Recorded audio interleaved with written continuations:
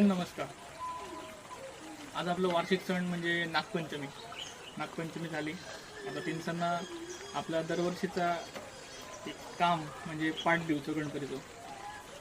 माझ्या लहानपणापासून बघतोय गणपतीचा पाठ हा आम्ही दरवर्षी नागपंचमी